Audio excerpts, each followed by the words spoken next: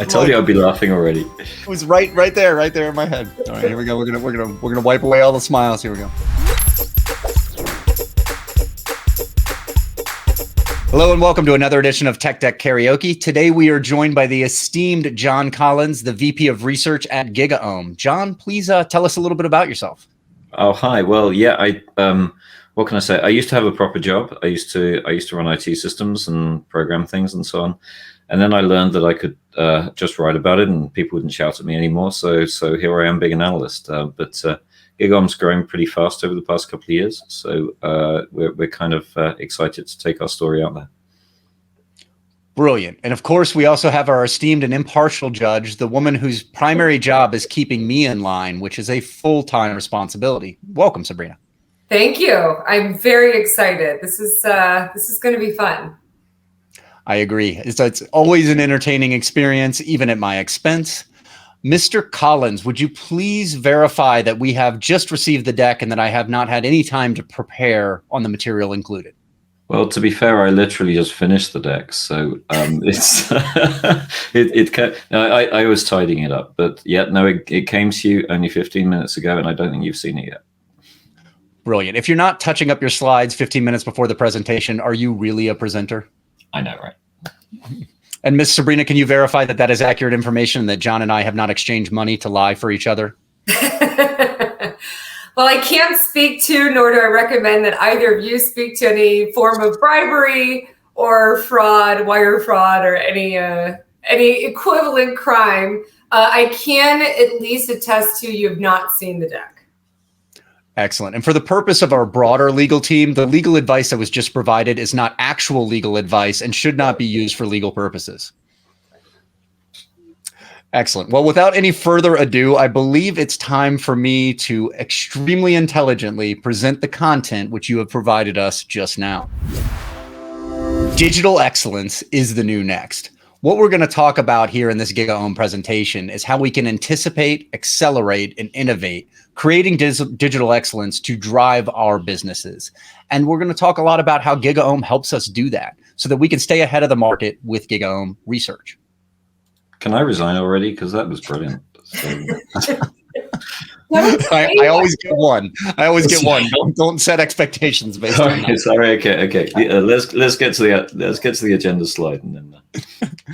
Absolutely. So what we're going to cover is it's all about digital transformation, right? And there's a question mark here, because what are we really talking about when we talk about transformation and when we talk about digital transformation specifically? It's a term I always love because we transformed from analog to digital a long, long time ago. So what we're really doing is just revamping the way we look at the world in a digital world today.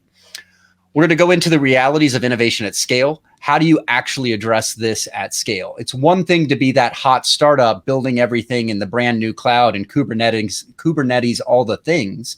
It's another thing to be a traditional enterprise with legacy applications and drive innovation through that level of scale. How do we do that while driving innovation excellence or enabling digital excellence? And then finally, delivering on the win-win, where we're winning on both sides of the coin, where everyone's getting value out of the operation we're driving. I am not Jon Collins, an analyst with GigaOm Research, but he is here to correct me as I make all the mistakes. You're more handsome, though, to be fair. I mean, let's put that out there. I appreciate that. I do consider myself to be a beautiful man, even if others don't agree. Yes. I have a sense that there's a poll coming up, maybe a Twitter poll of some sort. We'll add that to the list. So as we all know, in the Dead Sea Scrolls, there was a roadmap for digital transformation. And so as they started to interpret those scrolls and look at how this works, they built out a framework for an innovation platform that starts with the idea of instrument visualization and interaction and boils down through all of the buzzwords we're familiar, like IoT and the Internet of Things, process management, social collaboration, in enterprise tools. When we're looking at this, what I really want you to understand is that this is a complex concept of all interworking digital transformation or buzzword things that are happening, but they all tie together in a service that is going to provide the technology and intelligence the technology provides out to the business, to the people, to the processes that run our revenue. There's a tangible versus intangible view of these assets as we move forward. Tangibly, I have no idea what I would talk to about this slide. And intangibly, I also have no idea what we're talking about. But when we really boil it you've down, got assets. What's that? You've got assets. Just talk to the assets. We got assets. We talked to the assets. The assets, it's really looking at it from the iceberg perspective. We have the tip of the iceberg in most cases, which is our tangible assets. And then we have the bottom of the iceberg that's under the surface, which is our intangible assets. And that's grown into that picture over many years.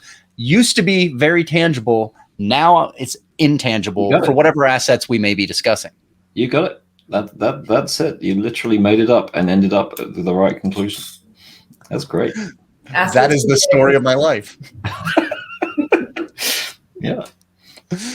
So what's driving all of this enterprise strategy? When we look at this, it's very interesting. And I've spent a lot of time in technology sales. When we're in technology sales, the average seller thinks that the most important thing is cost. How much am I going to spend on my IT?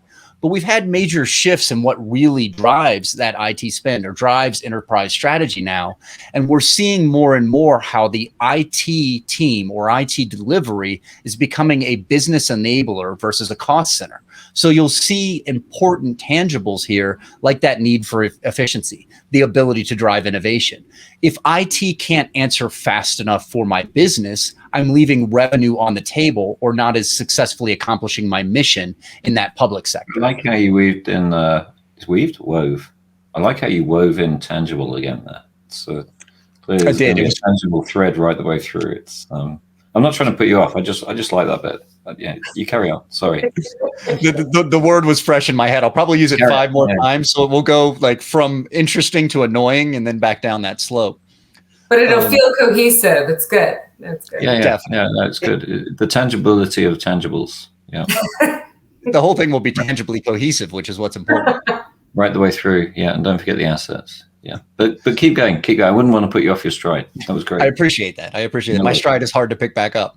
So when we're looking at this enterprise strategy and we're driving this, a lot of this comes down to real business enablement that can be driven through technology. So when you look at something like customer centricity, the better your digital assets and digital programs are, the more centric to your customer you can become. It used to be that we had to treat all customers in large groups and large segments, but now you look at the way at which advertising and the rest work all the way through the IT stack, we can get more and more laser focused on what individual groups of customers or customer individuals are truly looking at. And this is all enabled by the digital technologies on the back end. When we look at that in a different fashion, we're looking at things like specific things, like what applications are we deploying based on Kubernetes? So if we're moving to that modern world of containers and we're moving to that modern world of more elastic services and microservices, what applications are we starting to put in there? So core business and internal application systems are moving there. We're in a late enough period of the adoption curve that we're willing to put our crown jewels into these. Modern applications tend to start there. So when we look at big data and analytics or Internet of Things applications, we may start with those in containerized fashions because they're newer and more adaptable to that modern technology infrastructure. So as we look at this, you can see the maturity of these is increasing based on the fact that we're willing to put those core business functions in there. I just want you to get to the next slide. There we go. And what this really comes down to is we can do anything. We can do anything, much like Mickey could do in the Fantasia movie, right? When we bring the magic of digital transformation to your enterprise revenue delivery system, anything can happen, including a beautiful dance number with a dancing mop and a dancing broom and this little wizard mouse. I do not legally recommend that you take some shrooms and watch the movie, but I guarantee it wouldn't be a bad time. Particularly that elephant bit, yeah. But speaking for a friend. We can definitely do anything. But while we're doing that anything, if we don't know what our roadmap looks like, if we don't know what our strategy looks like, if we haven't defined where we're going with all this magic, we can end up getting run over by the transformation itself. So what it really comes down to is understanding our strategy and our culture. I just love the segues. It's like, which means it's just straight. See, I love that. If you pay attention, you just realize these are all like default segues. They could work in any given conjunction. You just throw them in, change them up, and hope nobody notices. In conclusion, as we wrap up, yeah. We're not wrapping up. Long way to go. That's right. Well, the best part is I don't even know how many slides there are, so I won't have any indicator of exactly when I'm supposed to be wrapping up. So it's just going to be a surprise to all of us. You're kind of over halfway, but I'm not supposed to tell you that. But you know. I appreciate the hint. But when we look at this, it's, as an example, it's been said many times that culture eats strategy for breakfast, starting with Peter Drucker and anyone who's repeated him since then. Well, Peter Drucker, he's back to the Mickey Mouse thing, isn't it? So. Straight back to Mickey Mouse. We got the ducks, we got the mice, we got to get some Snoopy in there with the dogs, and we'll be good. When we look at this, the idea is we have to have a culture that's ready to embrace the change. And this is something that I focus on quite a bit, is the technology tends to be the easier part. It's getting our staff, our teams structured to be able to absorb that technology and excited enough to go adopt that technology. So we need that culture of innovation matched to that long-term strategy so that we don't end up a wizard mouse run over by a bunch of brooms and mops. We need to be able to take this from the myth and reality of fail fast into what fail fast really looks like. So I've always said that I'm a huge proponent of fail fast. I take it into every aspect of my life. My favorite example of that is that I was married once for 11 days. I mean, you figure out something's broken and you stop, right? You bail out, you move on. But I think the important part of fail fast that we all need to be able to remember is that the idea is we're trying, we're failing, we're learning, we're trying, we're moving forward. So it's failure as a stepping stone to success, but the key to that is learning from the failure and being willing to allow the failures and admit them. So this gets back to our idea of culture and strategy. You need to ensure your team is comfortable making mistakes if you're going to embrace fail fast. They need to be able to make mistakes, abandon known mistakes quickly, learn from those known mistakes, and then iterate towards that idea of success. So it's not let's go out and break everything. It's let's intentionally look at a path to learn from mistakes, adapt, grow, succeed. Try, fail, decide trying was a very bad thing. That's in no way referencing your 9-day marriage, by the way. No way. 11 days. I made it 11 days. Sorry. We were right in that cusp between like a Spears and a Kardashian. Come on, you knew at 9 days. Just holding on. It took you 48 hours to kind of. When you really dig into a story like that, you knew it day 0. Okay, fair enough. We're nice enough to give 9 days. So when we look at this, what ends up killing innovation, especially at scale, is going to be friction, right? It's going to be the friction of where we're trying to go and what it takes to get there, and the drop in productivity as we move forward to these goals. So this comes back to that idea of understanding your strategy and aligning your culture to it. Because otherwise, as we begin to innovate, we get bogged down in all the minutia of the way in which our business operations, policy, and strategy works today. The governance, the communication, the quality assurance, all of that drags us down so that we end up with a disparity between our aspirational goal and the reality of what we're able to achieve.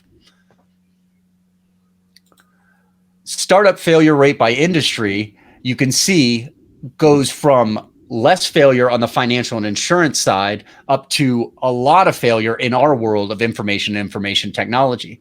And this can go back to several factors. The regulatory and compliance concerns that make a startup maybe go through more rigmarole before it gets started in those heavily regulated industries on the left, to the level and number of startups we have on the right. Why is this slide here, Joe? Why is this slide here? You know, John, your guess is as good as mine. I think if I was going to take a guess, which I suppose is my job in this particular instance, it's A, the rate of change that we have in technology, and B, the rate at which we try new things and try and fail those new things. I would guess it's the fact that we're moving so fast in technology, there's a lot of room for new ideas, and not all of those new ideas will pan out. I think the other interesting thing that I see in our world with those new ideas that don't pan out is there's several reasons that a startup might fail. And one of the least logical or least understood ways is that the technology is too advanced. It's ahead of its time at such a level that we can't grasp how to use it in an effective way yet. And so you'll see extremely innovative startups die, and then a replica of that pop up 5 or 10 years later and become very successful. Yeah. And we all hate Mark Zuckerberg for that very reason, because we all had that idea in the 90s. You know, it's like kind of, yeah, sure, it's so easy. Why not just have, a bunch of things? People there are other reasons to hate that gentleman. I'm not gonna say I do. I'm just saying there are plenty of them. So how are we going to look back on today? We're going to look back on today as an evolution of tools. And if we move far enough down the line, those tools are going to look as archaic to us down in the future as these tools may look to us today, right? This is a constant innovative path of improving the existing tools. And while we love to throw out next generation and revolutionary as terms for technology, for the most part, the successful technologies that achieve wide adoption are evolutionary at best. They're taking a concept, improving upon it, and bringing it forward. Or in many cases where they're more innovative, they're combining one or more existing concepts into a new way to deliver technology in a digital fashion. So the vision, the new next means business-centric innovation. And what this really means is putting the business back into the driver's seat of IT. And the easiest way to think about this or illustrate it is the old world of the IT team as the no people. And this is the IT world I grew up in. My users would ask for something and I had carte blanche to tell them no whenever we didn't want to go deliver it, build it, or do it, whenever it wasn't in the budget. In the world we live in today, if we were to do that, our users are going to continue to do the thing they wanted to do. They're just going to move it into a shadow IT operation where it's outside the purview of IT. But back then, I mean, they were stupid. I don't want to interrupt you, but users were ridiculously dumb. I mean, it has to be said. Users just dumb. It's the unknown secret of IT is that it's always the user's fault. I've always said for my business in particular, I'd love my job if it weren't for the customers. The paycheck would suck, however. That's fair. So when we look at this, my favorite example of this is the launch of the iPhone. And there's so many beautiful stories around the launch of the iPhone and the adoption of smartphones, including, Samsung CTO doing blogs on the 10 reasons why such a product would fail, and reasons like, how am I going to text and drive on a touchscreen? But when we look at that launch of the iPhone and how it pertains to this, the iPhone, when it first launched, was bought by many people who then asked their IT teams to support it. And every IT team I'm familiar with went ahead and said no. Well, when the CEO and the CFO and the CIO went and bought an iPhone and said make it work, they could no longer say no. So we saw that first step where users really demanded how IT infrastructure worked.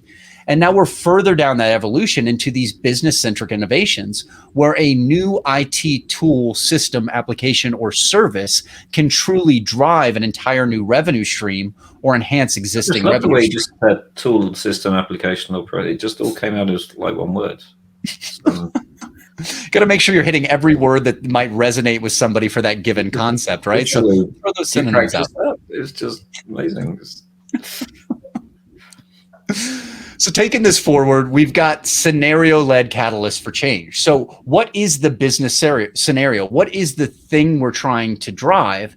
And letting that business innovation, that scenario, be the impetus or catalyst for that change we're trying to make. It gets very complex as we start to drive this down, because obviously we need to match business change decisions to our technology strategies and drive that technology event. But when you're looking at this, what you're really seeing is an interconnected feedback loop. A lot of these processes should be very constant. They should be continuously feeding back to one another, tying us back to that fail fast. If we look at something like this as a monumental undertaking where it's all or nothing, then the failure is huge. But if we look at each individual component as something that can be failed, adapted, tested in iteration, then we're able to continue driving to the big picture strategy without a single switch of I succeeded or I failed. You want a feedback loop? You got one. Exactly. It's all about the feedback loop. There it is. The win-win of that feedback loop is deployment from the middle out, right? So we're looking at that middle of the business innovation we're trying to drive. We're running through an internal loop of selection, definition, direction, and expansion where we're succeeding. And then we're expanding that loop out in an iterative fashion. So we keep a constant loop from the CIO as the strategist through the technical decision makers defining the next layer down to the engineers who are delivering the actual implementation of these new initiatives. That loop continues, bringing in data from our market drivers and technical needs as those things shift. If we don't have this, when we start to look at the idea of 3-month, 6-month, 12-month transitions or transformations, we're going to have a lot more failures because of how fast the business landscape and technology landscape are changing under the covers as we move through these initiatives. So the longer term your initiative, the bigger the strategy you're executing on, the more important these feedback loops become so that you can adapt to the real-time data that's coming in from your business and the technology landscape. Amazing. So GigaOm works with a Transformation Continuum, and more importantly, Transformation Continuum works with GigaOm to enable this. When you look at GigaOm's space in the world, it's to understand all of this complexity, all of this inner workings, all of this process, how it works, so that they can demystify it for you.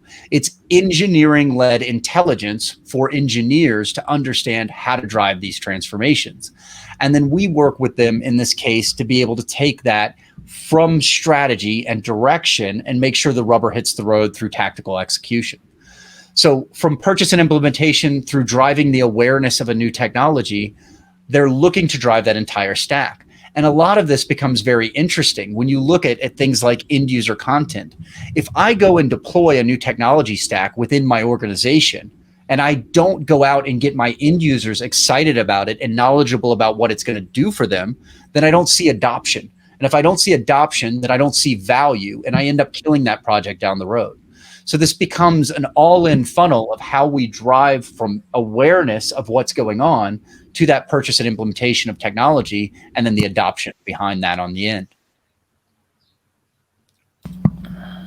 So finally, GigaOm democratizes access to strategic engineering-led technology research. The idea being people that understand and do the engineering technical job, understanding this ahead of your team so that they can make it simple, consumable, usable by your teams as you drive digital transformation initiatives. What do you think, John? Can I have that as a script? That was amazing. That was just...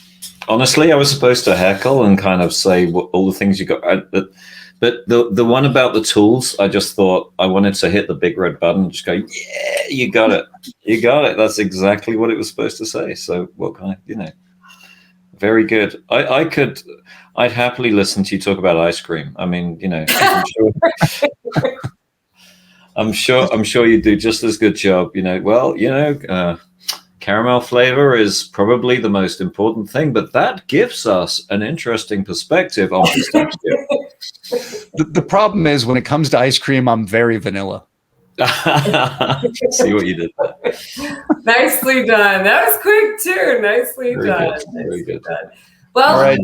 I didn't expect psychedelics to get, to be brought up in the middle of the presentation. So that was an interesting twist.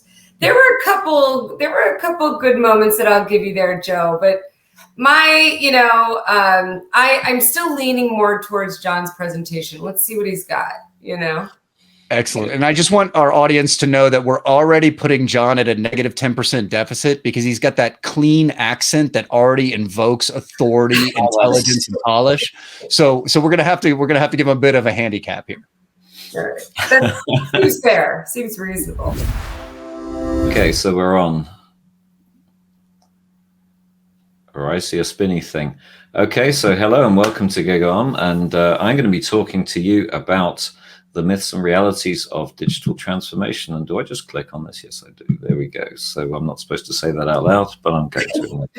So what we find when we talk to a lot of organizations is that they are looking to do this thing called digital transformation, but then they hit the blockers of doing it in reality, because when you try and scale any of these new sexy technologies, it does turn out that there's a whole bunch of stuff that you've got to overcome.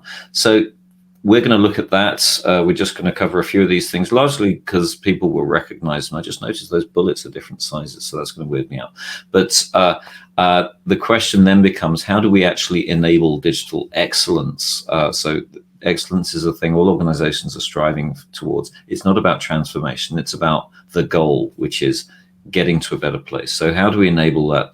And then how do we actually deliver on that in a way that makes it work for all parties? So let's have a look at that. So first off, the world's a very complicated place. And believe it or not, I drew this in a coffee shop. And then a very nice person tarted it up for me, as we say over here. But it just came to me in a latte. The thing that we need to look at when we're looking at this, well, there's all these big buzzwords, as Joe said, but realistically, it's the bit on the right that everyone has to deal with that gets squashed over. So it's the legacy infrastructure, it's the complexity, it's the in-house stuff. So we're trying to do all these clever things, but actually then we've got to face dealing with existing data, existing processes, existing systems and tools and applications. And I wish I could say it as smoothly as I have heard other people say that. But what organizations are looking to do is actually, there's a massive recognition over the past 20, 30 years that it's not about stuff anymore. It's about software. Software's eating the world. Business is about building platforms. You talk to car companies and they say it's just boxes on wheels. You talk to hotel companies and they say it's just heads on beds. And they're looking to drive experiences. They're looking to drive new customer. And overall, believe it or not, I've just had a parcel delivered. And overall, that's where all organizations are looking to get. And that's really what they're meaning when they say digital transformation. It's this reduction of reliance on the tangibles and a move to more reliance on the software and building those platforms and building that scale into the business. And it's moving from a 2x to a 10x to a 100,000x potential growth, as we've seen from companies like Airbnb. Netflix shouldn't get mentioned at the moment, but et cetera, et cetera. I'm sure Netflix will be fine. But anyway,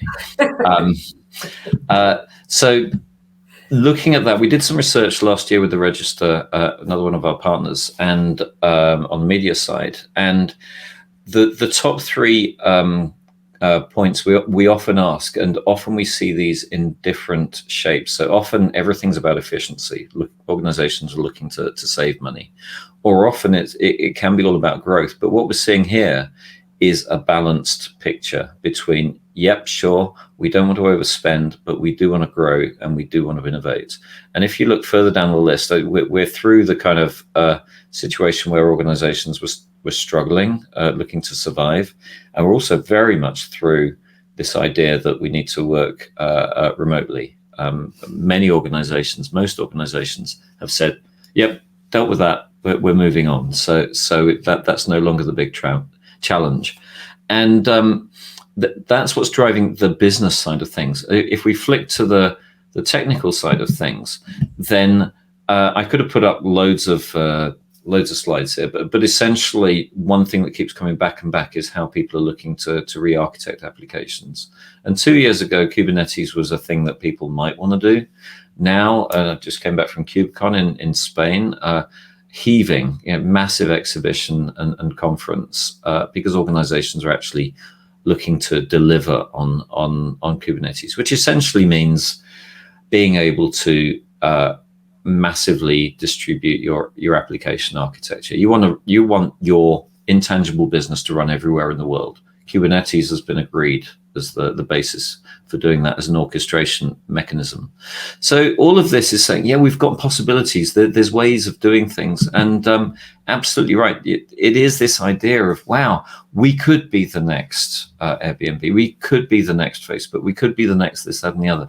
But often what happens is organizations start doing things and they end up in this repeated cycle of pilot studies and never actually succeeding in any of them. And we see this in the big banks looking to catch up with the fintech startups, and all of these new ideas that you have, they just come back to bite you because you end up having to manage them all, and you end up with just adding more complexity. And it's that, the elephant's graveyard of technology solutions. Just add to the problems that you've got to solve and add to the problems that your ops people have got to deal with, add to the data pools. I was speaking to one of our data analysts and he said, these days with all the SaaS applications out there, you end up just duplicating your data again and again and again, and no one knows how much data they've got anymore or where their data is. It's almost impossible. It's just these massive pools, like the brooms, just coming back to bite you.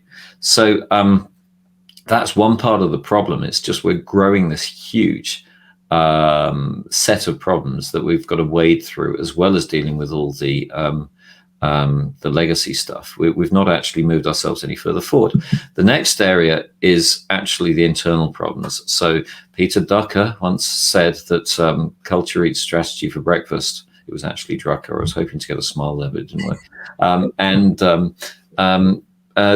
It's absolutely true that you can deliver anything you like, but the organization's own inertia, own backward momentum is holding back. And we see this, with the companies we speak to. It's like, yeah, everything would be fine if we could only get everyone to agree on the strategy, if we could only get everyone to agree on the roadmap. And so it means that nothing happens. And then 6 months later, the world's already moved on again. So you've got to start from scratch. So a great technique for getting through that has been fail fast. We have these ideas and these, we can all sit down in workshops and learn these mechanisms for delivering success and being like the constant beta of Google, or being like the kind of startup culture and startup mentality. But if you apply the cultural aspects to that, we often see that turn into a very nasty pit down which part of the organization might try something, they don't succeed, and then heads roll, people get fired, and everyone moves on. So it's not, and everyone else goes, oh, I'm not going to try that because that's clearly a road to disaster. So that's an example of where large organizations and more older organizations, and probably all organizations other than the ones that are acting in a complete startup mentality, really can struggle. Even if things go well, the harder you try, the harder things become. You hit the law of diminishing returns. You try to grow stuff out. You then have to hit compliance regulations. I've already mentioned trying to bring in all the stakeholders and getting them all to agree on something. You've got the fact that actually you can't just send something out into the wild without testing it. But then you've got, what even is a test program for some of this stuff? And it grows and grows and grows until you end up doing nothing at all. And all your great ideals and ideas fall a bit flat. But rest assured, because I think one thing that we have in existing organizations is this idea that all startups succeed. It isn't true. Most startups do fail. And that, I think that plays back into the fail fast concept. All we ever see are the big success stories. Mm-hmm. But we need to have a psychological board level strategic humility to recognize that if we're going to try something, it won't necessarily succeed. But then we need to organize both our strategy, our finances. I could go very deep into enterprise portfolio management as a way of how to deliver on that. But a good example is the the booths that we all now all know at airports, where you put your passport in and the auto check-in kind of stuff, that would never have succeeded if it was delivered from the point of view of profit and loss, P&L, from day one. It was a very, very expensive thing to implement at the start.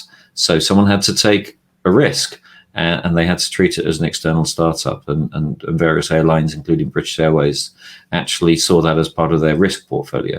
So that's one way that traditional industry can succeed.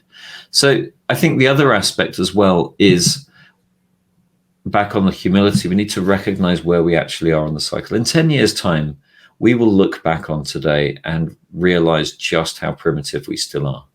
We're unable to do anything in terms of data management. As I mentioned, we've got massive, massive pools of data. Video is still a relatively recent thing. We think we're on top of it, but we're not. But that does give a huge advantage and opportunities to any organization that manages to harness the power of what's possible. And I think that's very, I don't mean to be evangelical about let's all be cloud native and it'll all be wonderful. That's not the point. It's more, right now, if you get it right, you will move a bit further ahead than the competition who won't get it right. There's an advantage. It's a bit like working out. There's a massive, massive advantage from working out right now. I wish I learned that in my day today. But it's absolutely the prize is waiting on the table for those that really do try for it. And it is hard, but it is worth going for. So how do we achieve that? And one of the things we're seeing at GigaOm is how the shape of technology is coalescing. And it's kind of happening in layers. But over the past 10, 15 years, we've seen very much a drive to speed being about the main thing. You've got to do faster than the competition. You've got to build. You've got a continuous delivery. You've got to be releasing new versions of your product daily, hourly, every minute. Otherwise, you're not going to succeed. Now we're seeing a more circumspect evolution, which is you've got to do it right. Do it right first time, you'll be much more efficient. You can build on top of platforms that enable you to do it right. We're seeing this across low code. We're seeing this across data management and data governance platforms. We're seeing it across FinOps, various ways that we're seeing it being about getting into control. That enables new technology paradigms that are built from the get-go in terms of enabling you to succeed. And what you then need to do as an organization is work out dynamic working practices, how to get on top of stakeholder-enabled delivery, which essentially means working together to deliver solutions. And you put all of those things together, and that is how you can enable innovation to be business-centric and work at scale. So there's a definite, again, I could drill into this and show how the various different technology categories that we're researching as GigaOm map onto this picture and enable you to deliver model-driven governance or democratized interfaces with API management, API security, etc. Two examples. And one of the things, so that's the kind of top-down vision. This isn't as good a segue as I would have liked, but I'll keep going with it. One of the, if you've got the top-down thing, then you've got the question of how to actually make that work in practice. And I've already mentioned that organizations really, really struggle with just change in a vacuum. You can't just become an entire startup. But what you can do is work with the events that hit the organization. And there's 3 types of event that generally impact your technology. You can have big business change decisions coming from the board already. So you don't have to convince the board. You just need to work with the board and say, yep, we can help you deliver on that with technology. The second is very tech strategy driven stuff like, we need to rationalize our applications and save a lot of money. And then the third is often security related. You could have had a 0-day attack or other technology events. You've reached the end of your 2 years with a certain vendor and you want to move away. And those things give us that big blue box in the middle, which are a number of tech events that then can drive change. So by looking at those and using those as a basis, you can then start to build out an architecture and map that onto the new solution categories that are available out there to deliver on the picture that I showed you before. But as a final point on that, to kind of bring it all together, often we're seeing technology being deployed top down and bottom up. Traditionally, it was always, get the ear of the CIO and spend millions on a data warehouse or whatever, and still, spend millions on migrating to the cloud. But we're seeing a lot of bottom up technology deployment coming from the engineering teams, and then that needs to meet in the middle. What do you do when you've got NoSQL databases all over your organization, but you're not managing them centrally, and so you're spending a lot more money than you need to on licenses, and you're not getting the support you need, and that's where you need to hit that middle layer. So we're seeing this very much. You've got the kind of curve down from the top in terms of setting that strategy, and then a curve back up from the bottom in terms of we're using this strategically now. We need to get a handle on it. So you can use both cycles as a way of delivering on your vision of business-centric innovation. So we look at all of this as we're at GigaOm's, we're writing our reports, which are essentially employing people like myself that used to have a proper job, working in engineering fields, and now have a very strong vested interest in understanding how technology can actually deliver on the vision of what it's supposed to do. So that's what our reports do. And we work across the entire decision cycle, from the moment where you're being asked to solve a problem as a CTO. And it could be, and I can remember a CIO friend of mine getting a copy of Management Today with data warehousing circled, and the CEO saying, when can we have one of these? If it's that kind of thing, from that moment, and by the way, I'm a great believer in imposter syndrome, in that we've got to then help people understand what the heck the thing even is, what the benefits are, and then how to deliver on it.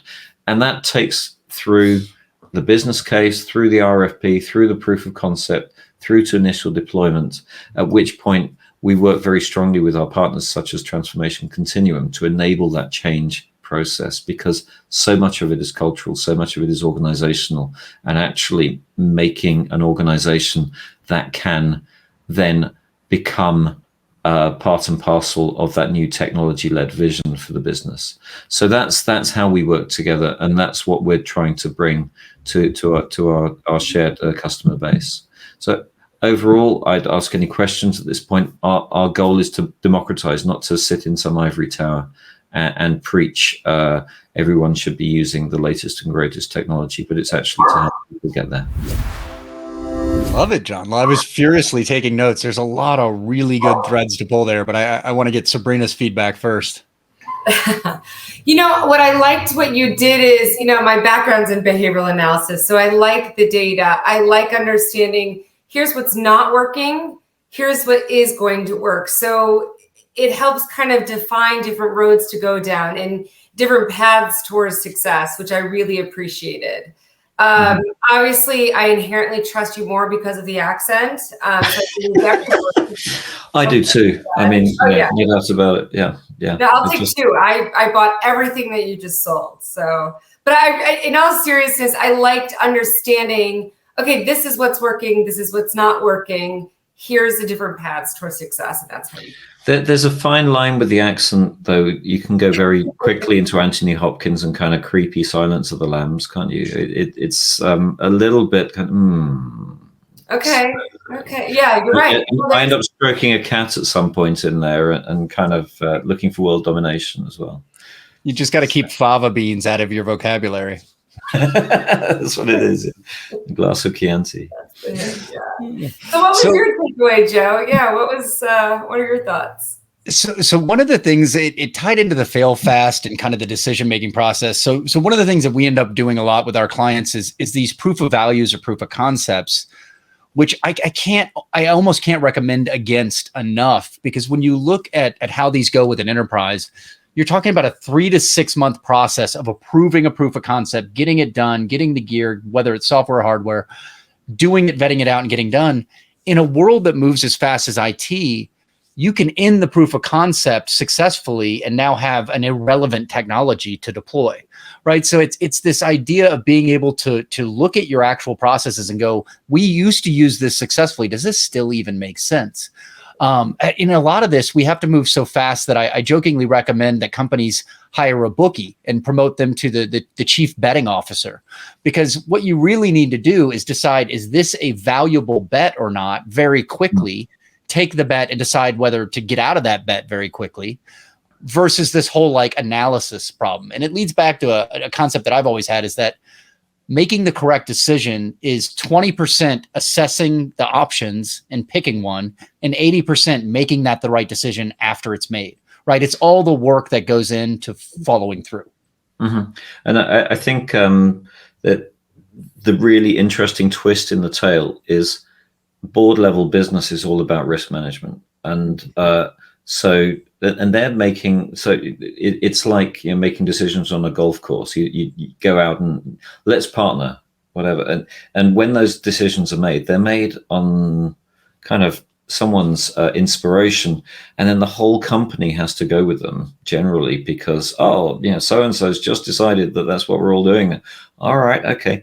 And but they've made those decisions based on what they thought was best for the company at board level. But everything that you're saying is actually, how can we get the same level of mindset into the technology related decisions and not see that as something that needs to be treated as this slow, onerous, well, I suppose that's someone else's problem kind of thing.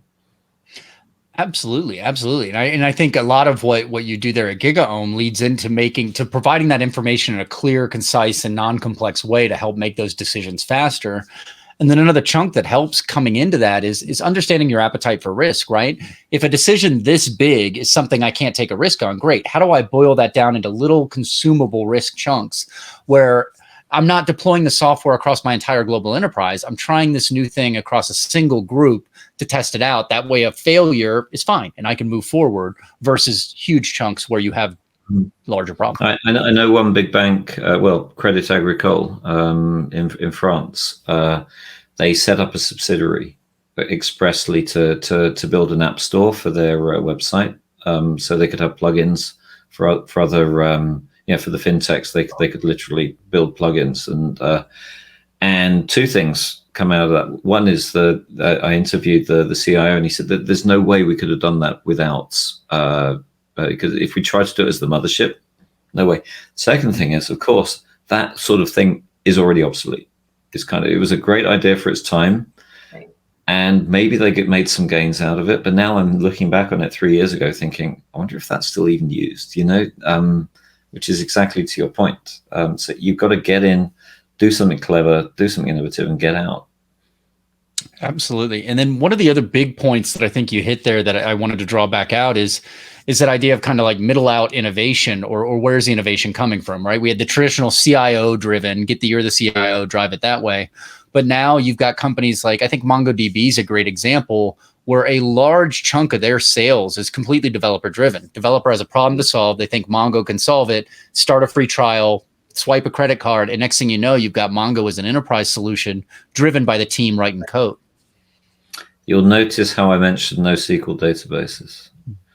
You can guess who I had in my head. There we go. We're on the same wavelength here. Yeah, absolutely. And that's a really interesting thing that takes a lot of perspective, both for technology vendors, the people selling hardware and software, but also for the consumers, because my general rule is either this is happening in your organization because it's happening, or you don't know and it's still happening. Absolutely. Right. Well, great, John. Anything else you want to kind of close us off with before I turn it over to Sabrina to decide who presented it better? This was so much fun. Thank you. That's all I got to say. I really enjoyed myself. I wanted to say that before I find out that, who won. Although it's not about winning. I just, because... let's be honest. It is about winning. It is about winning. It's kind of always about winning. A little bit, and that will, any kind of flattery will absolutely skew the jury, so by all means. No. But behavioral analysis is one of my favorite topics. talk about it all day. I wish I put more of that in there. Topic, yeah. So fascinating. I admire anyone who works in that field. Could you imagine what what an exciting career? So, Well, I will. I was going to say Sabrina's focus on winning is very important to me because she is a fail never, not a fail fast, which is the only reason I haven't been fired, because she won't admit she made a mistake. I just hear yeses and find a way to get there. It's a fail for a moment, not for a lifetime. Failures for life, not just for Christmas. It gives me some ideas for your Christmas present. All right. All right. This could get fun. Both of you truly did a great job. The laughs were fantastic, but the message was more important too. It's a combination of where we were, where we are, and where we're going, and mixed in with insights and humor. So you can't ask for more. It's pretty close. But I had to, I'm kind of keeping tally here, and even though it was close, I'm going to give this one to Jon. Jon, congratulations. Bravo. Well, yeah, it was a fair fight. I'd just like to say, I think I put the training in and it paid off. Sure did. When you see something come off effortlessly, on the background there was a lot of preparation, training, and practice. Yeah. What's the saying? Real pros don't stop when they get it right. They stop when they can't get it wrong. Isn't that it? Do you know? I have over rehearsed stuff, and it went horribly wrong, because if you then got something you want to say and then something very small changes, or at least I found, just completely threw me, and it took me forever to get back. Whereas if there's an element of ad lib in it, then you're able to constantly check. Years ago, I was mentoring a young gentleman, really bright gentleman, and getting him ready for his first kind of very big presentation. And so he was very nervous. So I took him to a bar and I got him a drink, right? And so he's sitting in front of a drink and he's got his slides on his laptop sitting there. And I closed his laptop and I said, I want you to tell me what you see on each slide from memory, and then tell me the one thing you want to get across on that slide. And I'd let him open it up every once in a while when he couldn't remember. But that's what I wanted to get him to, is like, There's a concept, a story you're trying to tell. And as long as you know that flow, you don't need to overscript it, because then you can't really adapt to changes in the audience's face and all sorts of other factors. That's very good. I'm going to use that. When in doubt, take a shot. That's my takeaway. Is that fair, Joe? Yeah, I mean, that's my advice, but I don't recommend ever using my advice. Says the consultant. Says the consultant. That's right.